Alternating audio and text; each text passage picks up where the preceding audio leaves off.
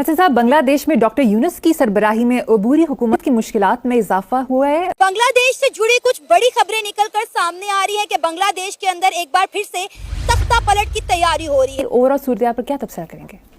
क्या तबसरा, हालात ने तो कर दिया जो करना था। बांग्लादेश के आर्मी चीफ ने आज इमरजेंसी मीटिंग कॉल कर ली है। और दूसरी इम्पोर्टेंट खबर है कि यूनाइटेड स्टेट्स की तरफ से बांग्लादेश के हवाले से आने वाला स्टेटमेंट, जहां उन्होंने बांग्लादेश से ह्यूमन राइट्स के असूलों की पासदारी का मुतालबा किया है। शेख हसीना दोबारा बांग्लादेश की कमाल संभालने जा रही है। इकोनॉमिकली आप लोग देखें तो कंट्री अभी स्टेबल नहीं हो रहा। उसकी रीजन ये है कि ये इनके पास कोई एडमिनिस्ट्रेशन भी नहीं है, ये कोई अच्छे एडमिनिस्ट्रेटर भी नहीं है। जब तक इंडिया से दोस्ती थी तो आपके एक्सपोर्ट्स अच्छे थे, आपकी जीडीपी बढ़ रही थी। पाकिस्तान से दोस्ती कर ली तो अब कू का खतरा, आर्मी टेक ओवर का खतरा मंडरा रहा है। मसला यह है कि जो आर्मी चीफ है ना, आर्मी चीफ को आपने खबरों में भी सुना होगा कि आर्मी चीफ क्लोज रिलेशन में है शेख हसीना वाजिद के।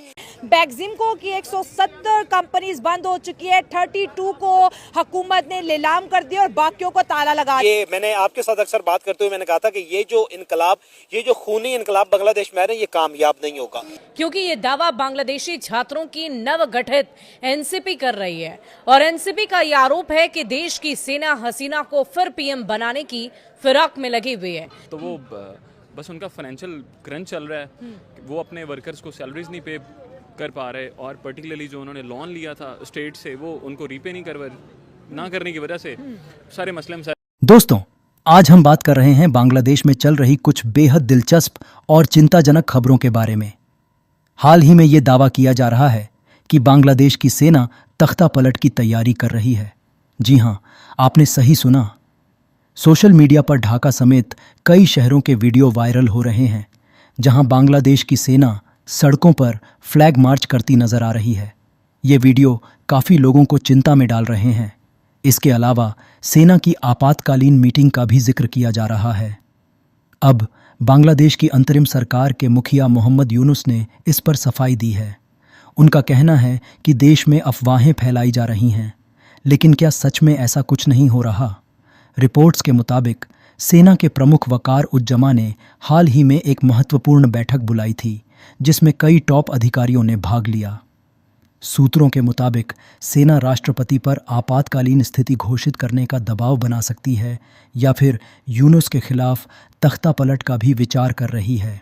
और ये भी कहा जा रहा है कि सेना एक राष्ट्रीय एकता सरकार बनाने के विकल्प पर भी सोच रही है। तो दोस्तों, ये सब कुछ बहुत ही गंभीर है। हमें देखना पड़ेगा कि आगे क्या होता है और क्या ये सिर्फ अफवाहें हैं या सच में कुछ बड़ा होने वाला है। आपकी क्या राय है? कमेंट्स में बताएं। बांग्लादेश से जुड़ी कुछ बड़ी खबरें निकलकर सामने आ रही है कि बांग्लादेश के अंदर एक बार फिर से तख्ता पलट की तैयारी हो रही है। बांग्लादेश के आर्मी चीफ ने आज इमरजेंसी मीटिंग कॉल कर ली है और मोहम्मद यूनुस बांग्लादेश में चल रही टेंशन पर आज कौम से खिताब करेंगे।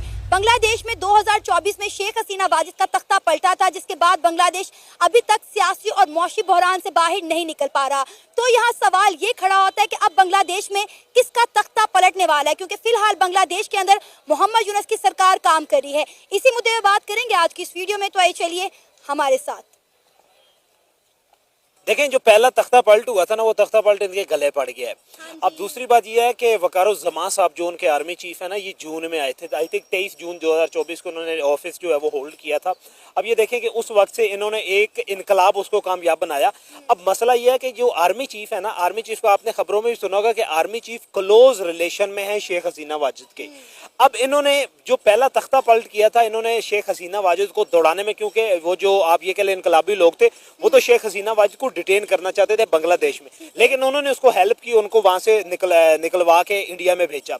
अब दूसरी बात, उस वक्त से लेके अब अगस्त में, ये मैंने आपके साथ अक्सर बात करते हुए मैंने कहा था कि ये जो इनकलाब, ये जो खूनी इनकलाब बांग्लादेश में आ रहे हैं, ये कामयाब नहीं होगा। उसकी रीजन ये है कि इसमें कोई पॉलिटिकल थॉट्स नहीं है, सियासी दिमाग इसमें है ही नहीं, कोई सियासी रहनुमा इसको लीड ही नहीं कर रहा था। सिर्फ और सिर्फ स्टूडेंट, या आप ये कह लें कि वो जो ओबाश, दूसरे अपोजिशन की कोई सियासी जमात भी नहीं थी। देखे ना, उसकी क्या नाम है, जो ज़ियाउर रहमान की बेगम थी, उसकी भी कोई उनको पॉलिटिकल सपोर्ट नहीं थी। वो इसी मामलात को देखते हुए वोट के अमेरिका चली गई हैं। उन्हें पता था कि ये सस्टेन नहीं कर सकते। अब हुआ क्या है कि इसके पीछे मुहर्रिकात ये हैं कि ये मामला ये चल रहा है कि ओवरऑल इकोनॉमिकली आप लोग देखें तो कंट्री अभी स्टेबल नहीं हो रहा। उसकी रीज़न ये है कि ये इनके पास कोई एडमिनिस्ट्रेशन भी नहीं है, ये कोई अच्छे एडमिनिस्ट्रेटर भी नहीं है। जो इन्होंने आप ये कह लें कि वो नहीद सलीम जो हैं, जो इनके आप ये कह लें जिन्होंने अभी बांग्लादेश सिटीजन पार्टी बनाई थी, नई पॉलिटिकल पार्टी भी बनाई, उस नई पॉलिटिकल पार्टी दोबारा बात वहाँ पे चली गई। जब वो पार्टी बनी तो मेरे ज़हन में एक आइडिया आया कि हो सकता है कि बांग्लादेश दोबारा इलेक्शन की तरफ चला जाए। अगर इलेक्शन में चला जाता है तो फिर किसी हद तक आप लोग ये कह सकते हैं कि उसके हालात, क्योंकि अल्टीमेटली जहाँ पे आप लोगों की पिछली 20 साल से वहाँ पे डेमोक्रेटिक सेटअप चल रहा था, जैसा भी था, democracy first form of democracy is better than the best form of dictatorship. उसमें अब ये था कि डिक्टेटर, जारी बात है अभी भी चल वहाँ पे डिक्टेटरशिप ही रही है, जहाँ पे नॉन इलेक्टेड बंदे आके बैठे हुए हैं। ये जो रेवोल्यूशन होता है खूनी इनकलाब, ये खूनी इनकलाब तो एक आ गया, 1200 बंदा जो है उसका वहाँ पे शहादत के बाद उन्होंने तख्ता पलट तो कर दिया। लेकिन मसला ये है कि उनके पास क्या वो पॉलिटिकल थॉट्स थी, वो क्या मुल्क को स्टेबल करने, उन्होंने शेख हसीना वाजिद से जान छुड़वा के मुल्क को तो दोबारा अंधेरों में डाल दिया। अब ये कह लें कि इलेक्ट्रिसिटी क्राइसिस वहाँ पे पैदा हो गया, उसके बाद आप ये कह लें टेक्सटाइल क्राइसिस वहाँ पे शुरू हो गया, जॉब अपॉर्चुनिटी, कितने लोग हैं जिन्होंने नौकरियों से हाथ धोया, भूख मरी का आलम वहाँ पे ये है कि लोगों को आप ये कह लें कि वहाँ पे 3 टाइम का खाना लोगों को मिलने को, महंगाई हद से ज्यादा बढ़ चुकी हुई है। इन्फ्लेशन रेट आप ये देखें वहाँ पे मैंने अभी सुन रहा था 38% इन्फ्लेशन रेट आ गया, और शेख हसीना वाजिद के दौर में जो इन्फ्लेशन रेट था वो 5 to 7% तक था।